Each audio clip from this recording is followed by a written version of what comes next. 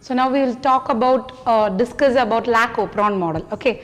So Lac-Operon is an operon model that operates in E. coli.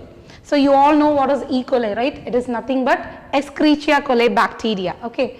So the speciality of this Lac-Operon is actually that was the first operon. That was the first operon that was discovered. Lac-Operon was the first operon that was discovered, and what happens is, it is actually this Lac-Operon, it is nothing but lactose operon. Okay, Lac-Operon is nothing but lactose operon. This gene control operating this mechanism, gene controlling mechanism, that is the Lac-Operon. Its full form is actually lactose operon. So why it is called as lactose operon? Because of fermentation, control of genes that cause the fermentation of lactose. Lactose, you all know, they are, what to say, monosaccharides. Okay, lactose, they are they are saccharides which has to be which will give the products glucose and galactose, right? They can be broken down to glucose and galactose. So they have to be broken down to monosaccharides. They are complex saccharides, and so this lactose, it has to be fermented.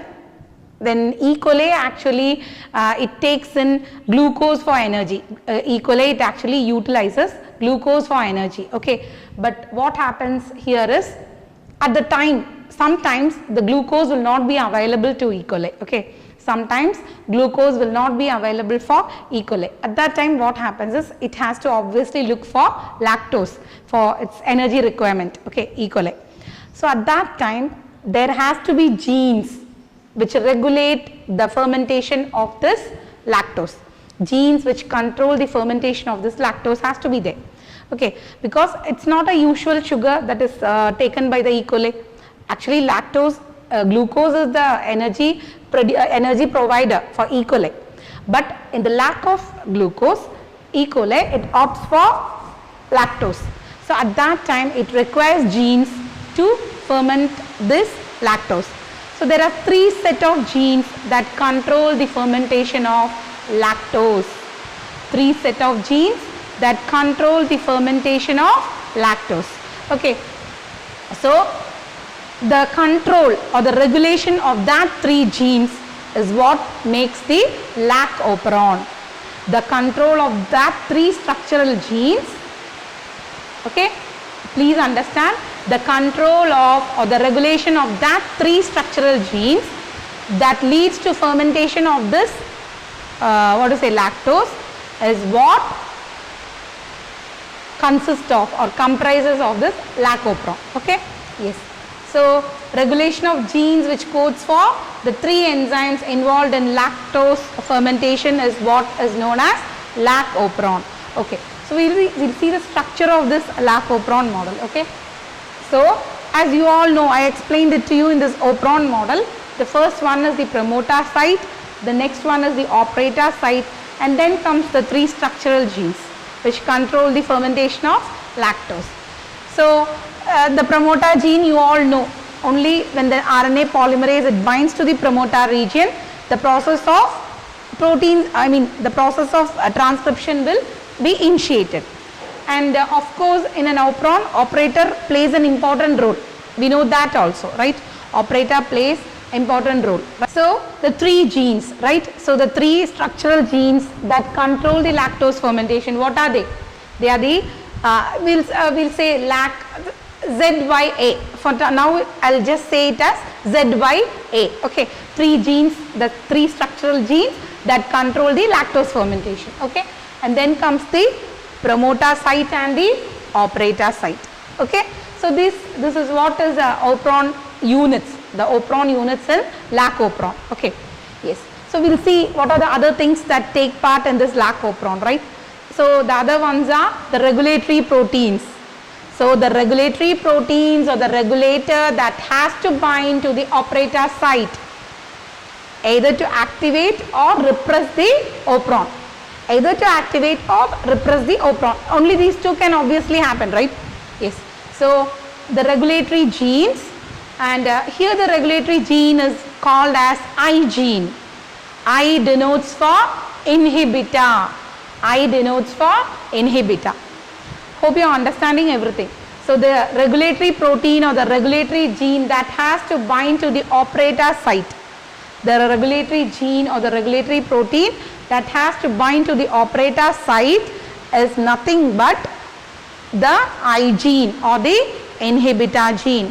So what is this I gene or inhibitor gene?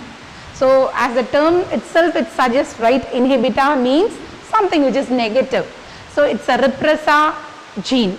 Okay, it's a repressor, not repressor gene, actually it is a repressor regulatory protein. So what is a repressor regulatory protein? They are negative regulatory proteins, or they are called as negative regulators. They are inhibitors means what? Something which inhibits the activity, right? So obviously it is a negative activity. So negative regulators, they are called as repressors. That is what we studied in our last class. You remember? Right. So the regulatory gene that is acting, or the regulatory gene that is playing role in the lac operon is nothing but the I gene or the inhibitor gene. I gene or the inhibitor gene. And this I gene, it codes for repressors. I gene, it codes for repressors. Okay? Yes. So this, because it is an inhibitory activity, we can say that this lac operon by itself is a negative regulation. As the name of the regulatory protein or regulatory gene it suggests, right? It is an inhibitor process, or the action is repressing here. So obviously this operon will be a negative regulation. There is no positive regulation here. So next one is the structural gene. What are the three structural genes present here? LAC-Z, LAC-Y and LAC-A are the three structural genes that control the process of fermentation of lactose. These are the genes that carry the proteins which control the fermentation of lactose fermentation. Okay. So what are the three? We will see the functions later, right? So next one is, as you all know, the promoter site and the operator site. The promoter site and the operator site. Okay. Now we will go back again to the structural genes. Okay.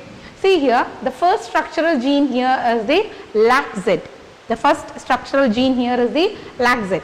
So you know, actually this LAC-Z gene, it codes for the production of beta galactosidase. It codes for the production of beta galactosidase.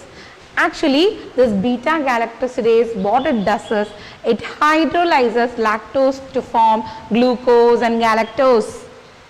So what is the function of beta galactosidase? It leads to the fermentation. Beta galactosidase, it causes, or it hydrolyzes lactose into glucose and galactose. So lactose is hydrolyzed to glucose and galactose. So this glucose and galactose, they are monosaccharides. So obviously lactose is a complex saccharide, right? Polysaccharide. So what happens is, LAC-Z is the gene which codes for the enzyme beta galactosidase, and beta galactosidase, it is necessary to hydrolyze. Beta galactosidase is necessary to hydrolyze lactose into glucose and galactose. Okay, to convert them, to break down or cause breakdown, or to break them into glucose and galactose. Okay.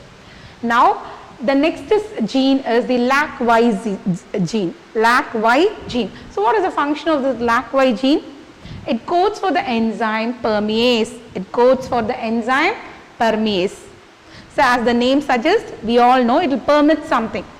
So what is the enzyme permease permit? What is the enzyme permease permit? It will permit the activity of beta galactosidase.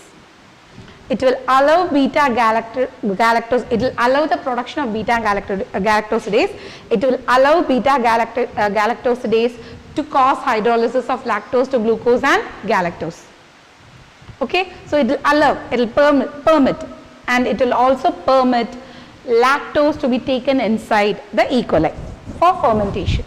That is why the enzyme is called as, it provides permeability. It provides permeability for the activity of beta galactosidase and also for imbibing of lactose. So that is the function of permease enzyme, and that permease is coded by the gene LAC-Y. Now we'll talk about LAC-A. So what is the function of this LAC-A gene? Actually it produces beta galactosidase transacetylase. Beta galactosidase transacetylase is the enzyme that is produced by the gene LAC-A. As such, its importance or its proper function in this lac-opron has not been discovered yet, but still these are the three genes and the enzymes that corresponds to these genes. Okay, so I hope you all understood this units of this lac-opron, right? Now we'll go into the process of lac-opron. Okay, so we'll go to the process of lac-opron. Okay, how the actual procedure, what happens here.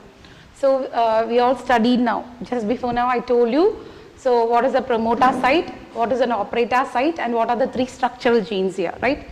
So the three structural genes, that is the Z, Y and A, that is associated with the lac-opron, they produce certain enzymes, right?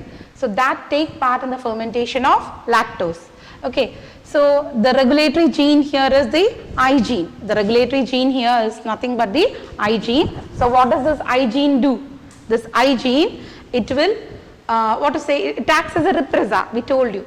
So actually, see, when this genes, they are turned off, okay, when it's switched off, when the genes, they are switched off, we'll see what happens when the genes are switched off, okay. Genes are switched off.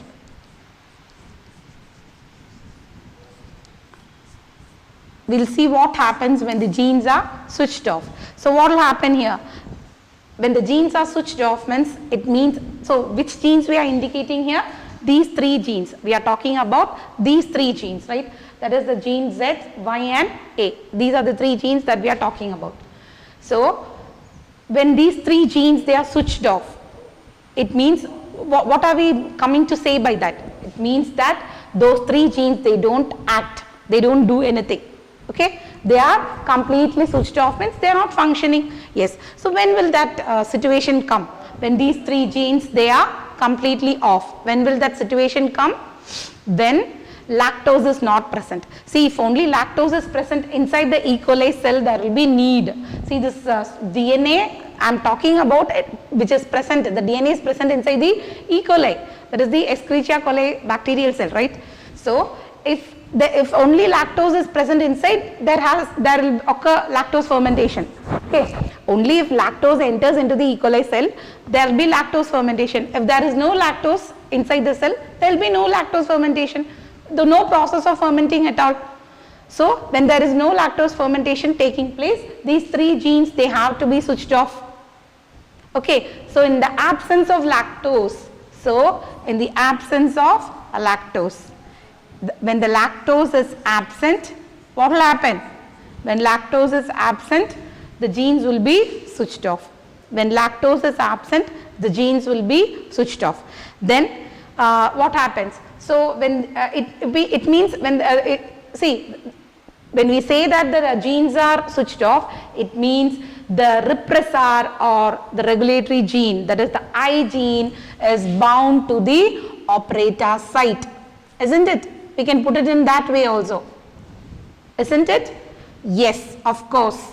See, when we say that lactose is not there, lactose is not present inside the cell, glucose fermentation is taking place, there is no need for lactose fermentation. So the three genes will be switched off. What does it mean? It means at that time when these three genes, they are not expressed, they are not active. These three genes, they are not active in the sense, what does it mean? It means the I gene or the regulatory gene, it has gone and bound to the operator site. The I gene or the regulatory gene has gone and bound to the operator site, and so the repressor, the I gene, is bound to the operator site. They both are bound. That is the meaning. So when we say that the genes are switched off, this is what happens here. Now we will see what happens when the genes are switched on. Okay, we will see what happens when the genes are switched on. So what will happen? You see, if genes are switched off means it is absence of lactose. So when the genes are switched on means, what does it mean? It means lactose are present. It means lactose are present there, isn't it? Yes. So lactose are present where? Inside the E. coli cell. Lactose are present inside the E. coli cell. That is the meaning. Okay. Now what does it mean? What is the other way we can put it?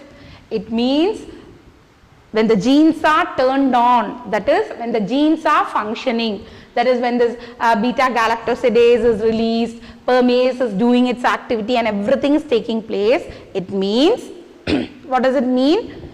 The structural genes are functioning means, it means the transcription process has started. That is, the transcription process is occurring, that is mRNA is being formed, isn't it? When we say these structural genes have been turned on, it automatically means mRNA is being formed there. Okay, so mRNA is being formed there. In the sense, what does it mean? So when the genes are switched off, this is the condition. Now we will see what happens when the genes are switched on. Okay, so when the genes are switched on, in the sense, these three structural genes, they are active. These three structural genes, they are active, isn't it? These three structural genes, they have to be active, right? Yes. So what does it mean here? It means these three structural genes, when they are active, they will release the enzyme which is necessary for the fermentation of glucose. So will it be okay if the repressor gene or the regulatory gene which inhibits the total process is bound to this operator site? No. If this regulatory gene, that is the repressor gene, that is the I gene, if it is bound, the condition is the genes are switched off. So when the genes are switched on, it means the I gene should not be there in the operator site. The I gene should not be there. The repressor gene, that is the repressor protein, should not be there in the operator site. That is what it means. So what does it mean when we say that genes are switched on? When the genes are on, it means the lactose is entering, the lactose has entered into the cell. The lactose has entered into the E. coli cell. The lactose has entered into the E. coli cell, and also the repressor is not bound to the operator site. The repressor is not bound to the operator. So when the genes are on, when the genes are switched on, it means lactose is present inside the E. coli cell and the repressor is what? It is not bound to the operator site. The repressor is not bound to the operator site. That is what it means here. Okay? Yes. So see, we'll see actually what happens is, see, this lactose, we can put it in this way also. So the lactose is the molecule that acts as a inducer. Lactose is the molecule that acts as inducer. When lactose gets inside the cell, when lactose gets inside the cell, what happens? It will go and bind to the repressor. Now you suppose the total process is in a switched off condition. Okay, so switched off means, what does it indicate? The repressor will be bound to the operator site. The repressor has to be bound to the operator, isn't it? That is, the I gene has to be bound to the operator. Now what happens here is, when this is the condition, when it is completely switched off, okay, so the repressor is, you think repressor is bound to the operator site, so everything is switched off. No, the genes, structural genes are not functioning, they are not active, transcription is not taking place, right? So this is the condition. So now what happens is, you think lactose is getting inside the cell, lactose is entering inside the E. coli cell. Okay, so what happens? That lactose molecule will go and bind to the repressor. The lactose molecule will go and bind to the repressor. And what happens? There will be a structural change when the lactose enters inside the E. coli cell and it goes and binds to the repressor molecule or repressor gene. What happens? There will be a structural change in the repressor molecule. Okay, there will be a structural change in the repressor molecule, and this structural change will cause breaking of bond between the repressor and the operator. There will be a breaking of bond between the operator and the repressor. So the repressor operator plus that repressor bond will be broken, and what will happen if that bond is broken, right? If the repressor bond is broken, the repressor will come out of the operator site, isn't it? So there is no question of this repressor binding to the operator site. Okay. So now the operator site is free of repressor, and immediately what will happen? The transcription process will begin. So RNA polymerase along with the sigma factor, right? It will go and bind to the promoter site, and this will induce the process of transcription. So initiation will occur, later elongation will occur. In elongation, these three genes, they are going to, they will release the enzymes necessary for the fermentation of lactose, and this is how that mRNA is synthesized. This is how the process will take on. Transcription will start. Okay, I hope you all understood what is lac operon.